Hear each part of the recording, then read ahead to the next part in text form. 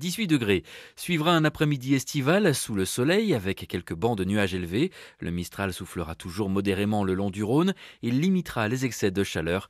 Les maximales plutôt stationnaires sont attendues entre 27 et 32. On retrouvera ces conditions anticycloniques pour les 3 jours suivants, avec le Mistral qui s'essoufflera et le vent qui tournera à l'ouest, voire au sud-ouest. Le mercure montera d'un cran vendredi et samedi. Je vous retrouve demain. Passez une très belle fin de journée.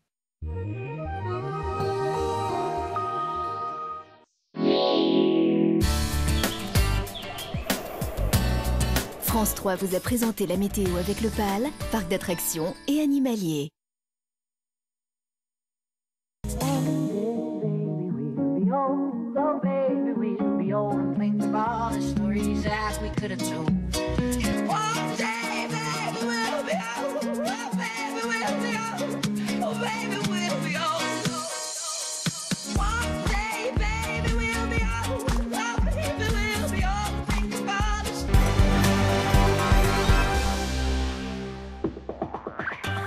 Madame, Monsieur, bonsoir et merci d'être avec nous au sommaire de votre journal. Dans les Alpes ce soir, interdit de consommer l'eau du robinet sur 2 communes de l'agglomération grenobloise, Herbé et Briey-en-Gonne, ainsi que sur 4 hameaux voisins.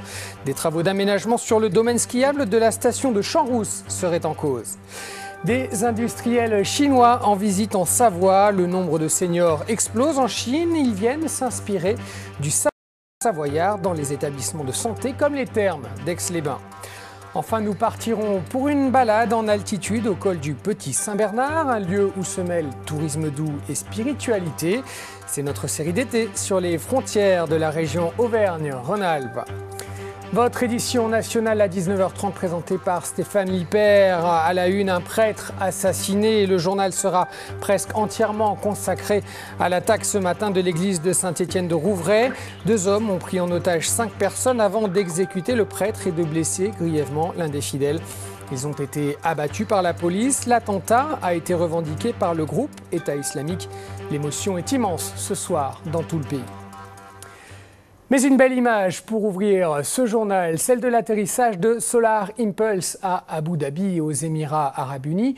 Après avoir parcouru le tour du monde, 43 041 km exactement, à travers 4 continents, sans avoir consommé une seule goutte de carburant.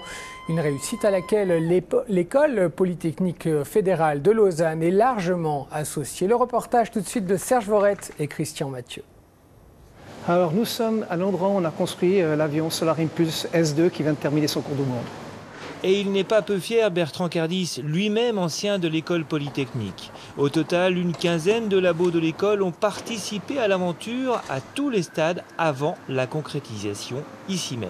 Partir d'hypothèses, construire un premier avion, voler avec, mesurer les efforts, mesurer les déformations, vérifier que les modèles mathématiques sont justes, vérifier que les systèmes constructifs choisis sont justes et validés, ce qui vous permet de consolider une grosse base de données, puis après optimiser pour la construction du second. Voilà donc de quoi est fait Solar Impulse, de matière grise en grande partie issue de cette école aux multiples compétences, comme celle de Véronique Michaud, qui a travaillé sur la légèreté de la structure. On a travaillé à l'époque en collaboration avec Bertrand Cardis et les gens de décision pour essayer de vraiment aller jusqu'à la limite en termes de quantité de colle qu'on peut mettre, parce qu'il faut bien coller. Donc pour faire quelque chose qui, alors on ne le voit peut-être pas là, mais qui est assez rigide, on n'arrive pas à le casser comme ça, mais qui est vraiment très très léger. Le PFL, avec sa manière d'associer école et entreprise, a démontré son efficacité et aussi son brin de folie toute scientifique. Pour l'école, ça représente une énorme fierté et puis la satisfaction de voir qu'on a été parmi les premiers à croire dans un projet un peu fou et puis que l'école a apporté quelque chose qui était spécifique et qui à un moment du projet a été crucial. Un rêve devenu réalité à force de temps, d'argent aussi et surtout d'enthousiasme tout scientifique. C'est donc une pollution bactérienne et physico-chimique qui touche les réseaux d'eau des communes de Herbé, Briey-en-Gonne et 4 hameaux de Saint-Martin-du-Riage et Poisat. La consommation d'eau est interdite jusqu'à nouvel ordre et les orages du week-end dernier ne seraient pas les seuls en cause. Le reportage de Jean-Christophe Pain et Joël Serroni. Ce matin, à Herbey, la mairie se voulait rassurante. Le captage embourbé de Casserousse a été mis hors service et les habitants sont désormais alimentés par d'autres sources. Mais en attendant le nettoyage complet du réseau, l'Agence régionale de santé déconseillait déjà la consommation d'une eau trouble. Légèrement terreuse, oui, mais pas grand-chose en fait. Et puis qu'en fait, comme c'était rétabli le réseau, en laissant couler 10 minutes, l'eau était redevenue claire. Donc voilà. Ça fait bouillir 2 litres environ. Toujours aussi limpide, mais par contre, la casserole était incrustée de particules marron, quoi. La casserole était toute marron. Donc même si on ne les voit pas, elles sont là. Ah ouais, apparemment, oui. Alors on essaye quand même de répartir la... Oui, bien sûr. Normalement, donc je donne à peu près une bouteille par personne. En tout cas, depuis hier, à Herbey, l'adjointe au maire de permanence distribue des bouteilles à tour de bras. Personnellement, j'ai bu de l'eau, mais bon, je suis une costaud, alors ça craint rien. Voilà, en principe, c'est que de la boue. On espère que les analyses bactériologiques vont le confirmer. Et puis, on espère que très vite, ça rentrera dans l'ordre. Hélas, cet après-midi, les résultats des premières analyses témoignaient d'une contamination bactériologique et physico-chimique dont on ne connaît pas encore l'ampleur. La conséquence, c'est ça, c'est des risques de gastro tels qu'on peut les connaître dans le même type d'épisode. Ça n'irait pas forcément plus loin. Non, mais enfin, si on peut s'éviter quelques gastro, ça serait pas plus mal.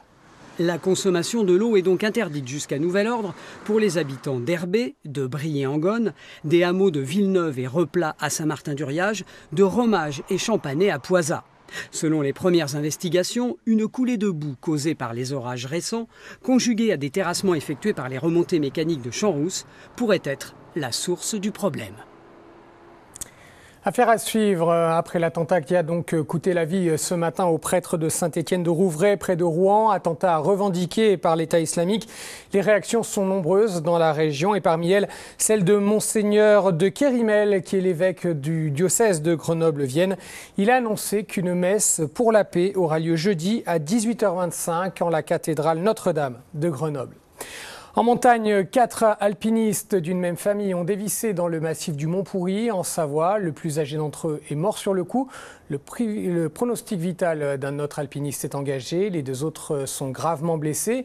Et puis sachez que le randonneur signalé disparu hier dans le massif du Mont-Tabor a été retrouvé par les secouristes en début d'après-midi. Il est sain et sauf, c'est à lire sur notre site internet.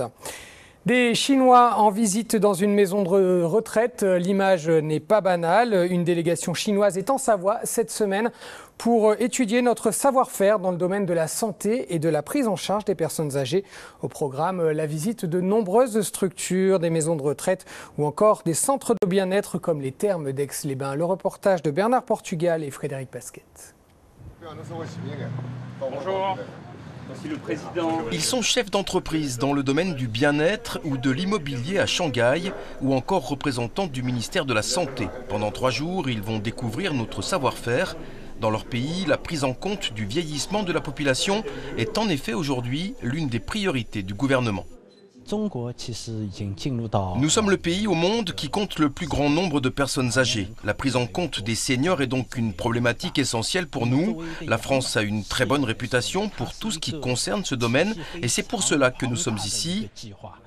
Nous voulons comprendre votre savoir-faire afin de développer en Chine des établissements médicalisés ou des centres de bien-être qui pourront accueillir nos retraités. En 2020, on estime que 20% de la population chinoise aura plus de 65 ans. Le pays va donc investir beaucoup dans les structures d'accueil de personnes âgées. Travailler avec la Chine sur ce marché à très fort potentiel, c'est l'un des buts de l'entente Rhône-Alpes-Chine. Cette association, basée en Savoie, développe depuis 5 ans un important réseau sur le territoire chinois afin de promouvoir le savoir-faire rhône-alpin. Il y a un potentiel énorme et les Chinois l'ont aussi bien compris que nous et ils cherchent des pays où on est serein, calme et la Savoie, Aix-les-Bains, les environs, l'eau, l'air, la lumière, c'est très important. Donc on n'est pas que sur de la recherche touristique absolue dans les Alpes avec les stations ou autres, on est sur de la recherche de bien-être toute l'année. Pendant 3 jours, la délégation chinoise va enchaîner les visites, EHPAD, centres de rééducation ou encore services hospitaliers de gériatrie. Elle rencontrera également des chefs d'entreprise français dans le but de mettre en place des coopérations concrètes entre les 2 pays. Et à propos de Chine, justement, une rencontre étonnante. Son histoire pourrait s'appeler « Les tribulations d'un Savoyard en Chine ». Originaire de Maurienne, Christophe Isquin mène une carrière de chanteur en Chine. Rebaptisé Dantes Dailiang, ce chanteur-musicien qui écrit et qui chante en mandarin s'est taillé une certaine réputation du côté de Shanghai, sa ville d'adoption. Damien Borelli, Yves-Marie Glo et José Manzanares l'ont rencontré chez lui, à la Chambre, en Savoie.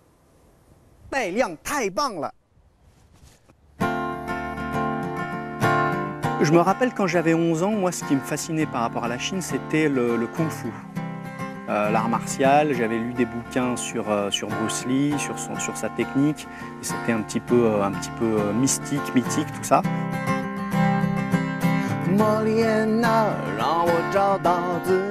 Moliena, sa dernière chanson est une ode à la Maurienne, la vallée de ses origines. Christophe Isquin est tombé dans la marmite, ou plutôt dans le wok, à l'âge où d'autres mômes préfèrent le foot et les jeux vidéo.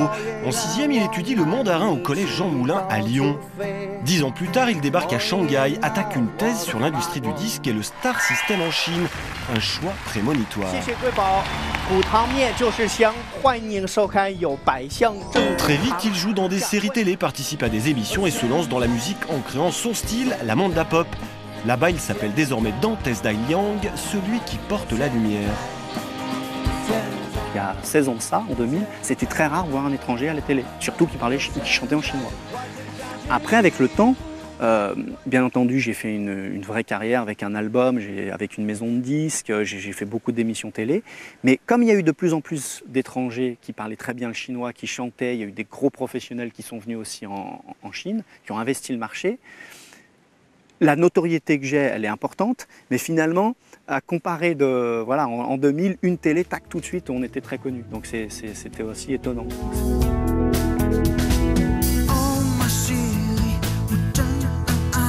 En Chine, le romantisme à la française fait mouche. Les concerts joués devant des milliers de personnes, les shows télé regardés par des centaines de millions d'autres n'ont pas entamé la modestie de Christophe, de Dailiang. Populaire là-bas, anonyme ici, il porte un regard lucide sur cette double vie. Si on parle de France, si on parle de Chine, si on parle de musique ou de français, c'est vrai que souvent mon nom va apparaître. Donc ça, c'est une belle reconnaissance. Moi, mon histoire, elle n'est pas calculée. C'est-à-dire que j'ai aimé la langue chinoise, je suis allé en Chine, j'ai aimé la Chine, j'aime la musique, j'ai fait de la musique, j'ai fait du chinois. Il s'est trouvé que c'était le bon timing pour moi. Voilà, jusqu'à maintenant, ça fonctionne. Moliena, Moliena, Moliena, Quand il n'est pas à Shanghai, Christophe se fait l'ambassadeur de la Maurienne auprès des médias chinois. La région savoyarde aimerait bien attirer les touristes de l'Empire du Milieu. Il faut dire qu'il y a de quoi faire. Avant de repartir goûter aux foules des stades chinois, il donnera un concert intimiste samedi à Saint-Colomban-des-Villars, le petit village de ses grands-parents.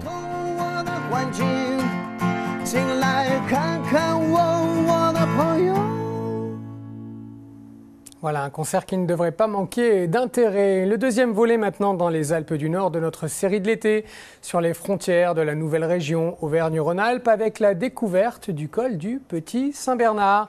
Un col chargé d'histoire entre la France et l'Italie. Françoise Gay et Gilles Ragry nous font découvrir ce site unique au lieu de la spiritualité.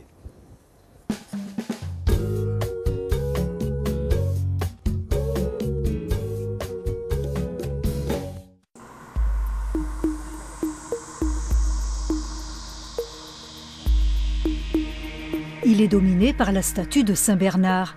À Califourchon, sur la Tarentaise et le Val d'Aoste, c'est un col mythique. C'est la frontière entre la France et l'Italie, donc tout bon cycliste a envie de passer cette frontière en vélo. Bienvenue au col du Petit Saint-Bernard, un col franco-italien ouvert uniquement l'été. En hiver, c'est ici l'univers de la neige et du ski. Et aujourd'hui, c'est en courant que nous vous proposons de découvrir ce site remarquable. Courir sur les petits sentiers à 2200 mètres d'altitude exige du souffle et un pied de chamois. Mais pour Stéphane et ses amis, c'est une belle façon de parcourir ce vallon suspendu entre deux montagnes. C'est un vallon humide. On voit qu'il y a des ruisseaux, ça fait un peu des marécages. Et également, il y a des fleurs spécifiques à ce milieu-là. Les jaunes et populages des marais, Les blanches, des renoncules à feuilles d'aconite. Attention, site fragile, ne pas gambader n'importe où. Mais si l'envie vous prend, vous aussi, de découvrir basket aux pieds ce petit coin de paradis, un nouveau trail vous attend. C'est une première qui aura lieu le 2 octobre, où là on va jouer à saute-mouton entre l'Italie et la France. Donc en franchissant des cols qui sont peu fréquentés, c'est un trait d'union entre les deux peuples, puisque c'est quand même un lieu ici historique, où il y a toujours eu beaucoup d'échanges. Et donc en faisant ce trail, nous allons renouer à cette tradition. Alors découvrir le col en courant, c'est une chose, mais on peut le faire aussi de façon beaucoup plus cool, car c'est un lieu chargé d'histoire et de spiritualité. Ça vaut donc le coup, à l'image de son célèbre hospice. Bonjour messieurs, Le maître des lieux de ce bâtiment millénaire, c'est Grégory. Il y a 3 étés, cet accompagnateur en montagne a repris le vieil hospice détruit et fermé depuis 1943. Retour à sa vocation initiale, le gîte et le couvert pour le voyageur de passage. C'est Saint-Bernard qui a créé le bâtiment avec le Grand Saint-Bernard, au col du Grand Saint-Bernard, c'était 2 bâtiments jumeaux. Et c'est vrai que les gens cherchent, sentent qu'il y a une histoire en tout cas, et voilà, ils cherchent un apaisement, une tranquillité.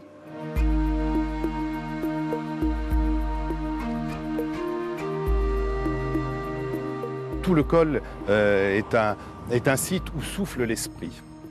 On va le retrouver donc effectivement avec la présence de Saint-Bernard, avec la présence de l'hospice, et puis donc se dirigeant vers l'Italie, d'autres sites comme un temple romain ou un cercle protohistorique.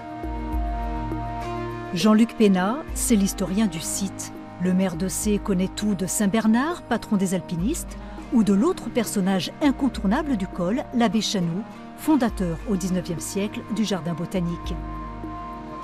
Avec lui, nous découvrons que la frontière n'a pas toujours été le partage des eaux comme aujourd'hui. C'était le cas lors de la création de l'Italie en 1860. Pour laisser donc en territoire italien l'hospice, la frontière a été tracée donc en aval de l'hospice, faisant une espèce de doigt de gant et prenant tout le territoire du col pratiquement donc dans le giron italien. Mais reconnaissez-le, si je vous dis Saint-Bernard, ça vous fait penser à quoi? Peut-être à lui, ce bon gros toutou, sauveteur du pèlerin en détresse. En botte peluche, il fait un tabac.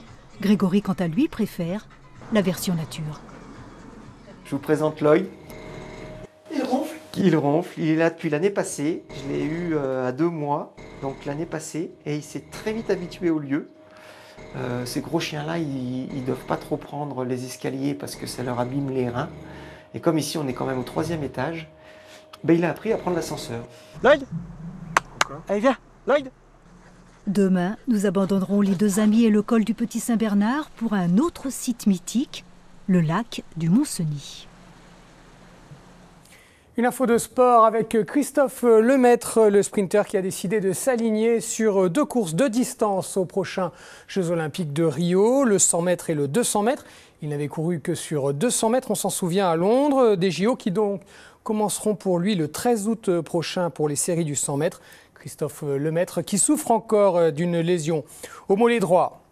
Culture, connaissez-vous Albert Bénard? Ce peintre fut très célèbre de son vivant jusque dans les années 30, mais il est tombé depuis dans l'oubli. Jusqu'au 2 octobre, le Palais Lumière d'Évian accueille une très belle et une très rare exposition de ses œuvres. Portrait d'un artiste dont la vie fut exceptionnelle, avec Isabelle Colbrand et Jean-Pierre Rivet.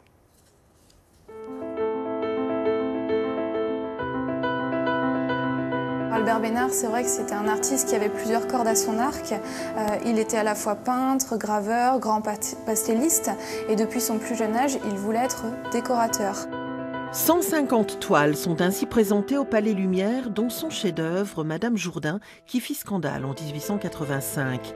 Un jaune trop vif opposé à un bleu profond et un visage dont le teint surprend. On soupçonna même le modèle d'avoir la jaunisse. L'artiste est complet. Il fut l'un des peintres de la femme les plus prisés de son temps. En peinture, c'était un grand portraitiste. Il faisait à la fois des portraits très intimes, mais également des portraits mondains. Il recevait des commandes de la part des officiels. Grand coloriste, l'artiste dévoile sa part d'ombre, un côté plus sombre dans son œuvre gravée. La peinture, c'est la couleur, c'est la joie de vivre, la lumière, le mouvement. Et c'est vrai qu'en gravure, il est beaucoup plus sombre. Mais on a une très belle palette quand même au niveau des valeurs, du gris, du noir et du blanc. Et on disait même de lui qu'avec le noir, il arrivait à en tirer des couleurs. Aujourd'hui, très curieusement, Albert Bénard est tombé dans l'oubli. De son vivant, il a reçu presque tous les honneurs.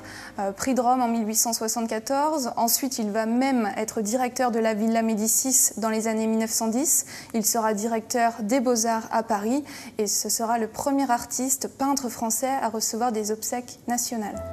Évian et la Haute-Savoie rendent ici hommage à cet artiste qui résidait fréquemment en famille sur le bord des 2 lacs de la région. Le cadre du Palais Lumière est très bien pour Albert Bénard puisqu'il a décoré à Évian la buvette Cachat, la villa La Sapinière et même c'est un familier de la Haute-Savoie puisqu'il vivait à Talloires où il avait fait construire une villa. Cette exposition partira ensuite à Paris, au Petit Palais, jusqu'en janvier prochain. Le nom d'Albert Bénard retrouve sa place au panthéon des artistes exceptionnels. Avant de vous quitter, je vous rappelle ce qui a fait la une de ce journal. Ce soir, une pollution bactérienne et physico-chimique qui touche les réseaux d'eau des communes de Herbé, Briey-en-Gonne et 4 hameaux de Saint-Martin-du-Riage et Poisat, c'est au-dessus de Grenoble. La consommation d'eau est interdite jusqu'à nouvel ordre. Les orages du week-end dernier ne seraient pas les seuls en cause.